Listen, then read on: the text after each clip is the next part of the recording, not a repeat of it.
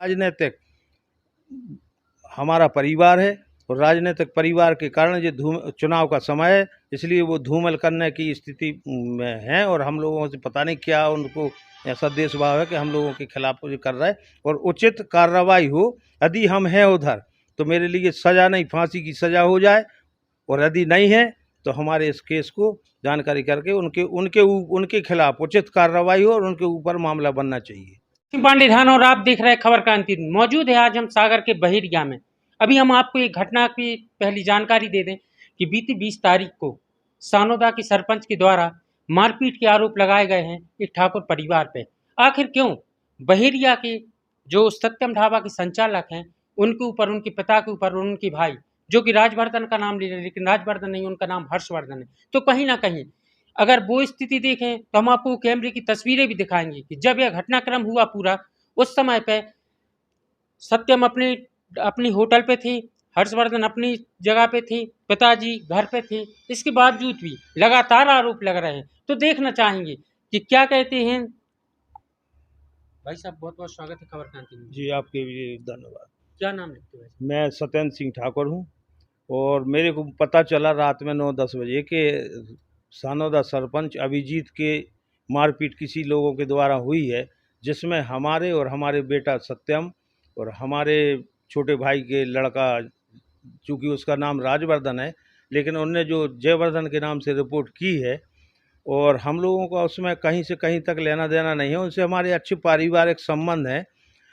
और जो सानोदा में जो सरपंच का चुनाव बार बार लड़ते रहे और अब की बार ये जीते हैं, वो और हमारा उनसे कोई ऐसा लेना देना नहीं था, ना हमारे कोई उनसे पारिवारिक संबंध हैं अभिजीत जी से, और उनके पिताजी से बहुत पुराने संबंध हैं।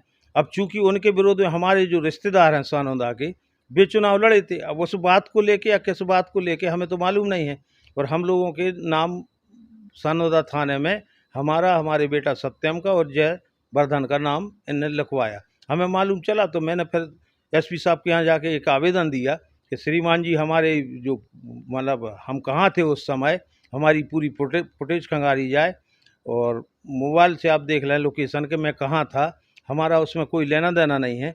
और जो मेरे को पता चला कि एक नीतीश अहिरवार है, उसके खिलाफ भी हमारे ऊपर एक हरिजन मामला बनवाना चाह रहे थे। चूँकि वो उसने खुद जाके कल एसपी साहब को आवेदन दिया है कि मैं उनके साथ, सरपंच के साथ मौजूद तो था, लेकिन हम सरपंच सत्येंद्र सिंह को और सत्यम को और राजवर्धन को पहचानते अच्छे से, वो उस घटना स्थल पर नहीं थे। और हमारे खिलाफ ये राजनीतिक हमारा परिवार है और राजनीतिक परिवार के कारण ये चुनाव का समय है, इसलिए वो धूमिल करने की स्थिति में है और हम लोगों से पता नहीं क्या उनको ऐसा देशभाव है कि हम लोगों के खिलाफ ये कर रहा है। और उचित कार्रवाई हो, यदि हम हैं उधर तो मेरे लिए सज़ा नहीं, फांसी की सज़ा हो जाए, और यदि नहीं है तो हमारे इस केस को जानकारी करके उनके खिलाफ उचित कार्रवाई हो और उनके ऊपर मामला बनना चाहिए। तो भाई साहब, जैसे 20 तारीख की घटना घटित हुई जी, उस टाइम पे यानी आप लोग कहाँ पे थे, क्या हुआ? 20 तारीख को मैं अपने खुद स्वयं घर पे था, हमारा बेटा होटल में था, होटल के बाद घर में थे। हमारी होटल की भी फुटेज है, घर की भी फुटेज है, और एक इधर कटारे जी के यहाँ निमंत्रण था तो उनके यहाँ भी, जहाँ निमंत्रण था उनकी होटल में कार्यक्रम था 13वीं का, उधर भी फुटेज है। हमने चारों की चारी फुटेज निकाल के और पुलिस को दी हैं।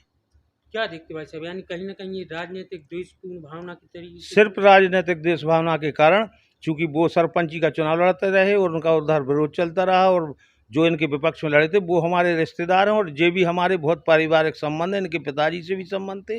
अब पता नहीं क्यों और किसके कहने में और क्या इनको राजनीतिक हम लोगों से क्या दुस्वभाव रखते हैं, इसलिए क्योंकि चुनाव का समय है और हम लोगों की राजनीति की धूमिल करना की कोशिश करते रहते हैं। तो देखते भाई साहब कि लगातार यानी बामोरा परिवार को सिर्फ टारगेट किया जाता है। जी, क्यों आखिर ऐसा? बामोरा परिवार से हम लोग, एक तो लोगों का, हमारे चाचा जी जो आज नगरीय प्रशासन मंत्री है, या हमारे परिवार से हमारी छोटी बहू जनपद अध्यक्ष है, और हम लोगों का पूरा परिवार राजनीतिक है और हम लोगों की सेवा करते हैं, ना कि लोगों को परेशान करते। लेकिन कई लोगों को हम लोगों की राजनीति धूमिल करने की कोशिश करते रहते हैं और वो असत्य पाई जाती है। हम लोग कहीं से कहीं नहीं, सिर्फ नाम खराब करने के लिए जो कोई लोग करते हैं इस टाइप से। क्या चाहते हैं, यानी पुलिस को क्या कार्रवाई करनी चाहिए, क्या मांग है? पुलिस, मैंने जो फुटेज दी है या नीतीश अहिरवार ने जो आवेदन किया है कि मैं था उधर, सरपंच के साथ था, लेकिन मैं सत्यम और राजवर्धन और सत्येंद्र सिंह को जानता हूं, वो उधर न लड़ाई में थे, और उसकी सही इंक्वायरी पुलिस द्वारा की जाए, पुलिस अधीक्षक द्वारा की जाए। यदि हम लोग उसमें हैं तो हमें सज़ा नहीं, फांसी की सज़ा दे दें, और यदि हम लोग नहीं हैं तो उनके ऊपर कड़ी से कड़ी कार्रवाई की जाए। ऐसे झूठा किसी को भी, आज ठीक है आज ये हुआ, कल यदि मान लो किसी का मर्डर होता है या कुछ भी होता है, और यदि हम लोगों का ऐसा मान लो कोई झूठा नाम लिखा दे, तो क्या हम लोग 302 में चले जाएंगे? इसलिए हम उचित कार्रवाई चाहते हैं। यदि मान चलो जांच पूरी हुई, पुलिस अपने निष्कर्ष पे निकली, जी, यदि आपको न्याय नहीं मिला, आप गलत नहीं हो, अगर यदि न्याय नहीं मिला तो फिर आगे आप क्या करेंगे? आगे हम जहाँ तक अब ऊपर कार्रवाई करेंगे, और उसको जब तक हम क्लियर नहीं करें, हम अपनी फुटेज दे रहे हैं, हम अपना पूरा सबूत दे रहे हैं, मोबाइल की लोकेशन ले लें, और उनकी घटना कहाँ हुई और वो घटना कहाँ बता रहे हैं। वो हमें मालूम चला है कि उनकी घटना कहीं और हुई है, और वो जिस जिस जगह पे घटना बता रहा है उनकी मोबाइल की लोकेशन ले ली जाए कि वो जिस जगह घटना हुई उधर हुई है कि नहीं हुई। और वो 8 बजे की रिपोर्ट लिखा रहा है, और मेरे को पता चला है कि जो अपना ये टोल टैक्स है उधर से 8:30 बजे ये निकल रहे हैं, उसके आगे जाके 8 बजे की घटना बता रहा है। तो ये सब पूरा झूठा हम लोगों के ऊपर प्रकरण बनवाने की कोशिश कर रहा है, ताकि हमारी अभी चुनाव है चाचा जी के, और हम लोगों की राजनीति धूमिल करने के उसमें कि कहीं से ना कहीं से झूठा एक मुद्दा बना के हम लोगों के ऊपर खड़ा कर रहा है, ताकि हमारा परिवार बदनाम हो। तो हमारी बातचीत हुई सत्येंद्र सिंह जी से, उन्होंने स्पष्ट कहा कि जो कुछ ही मामला है, राजनीतिक द्वेष भावना को लेकर लगातार यानी तमाम तरीके की रिपोर्टें कर रहे हैं, हर तरीके से झूठ और अफवाह की रिपोर्ट कर रहे हैं।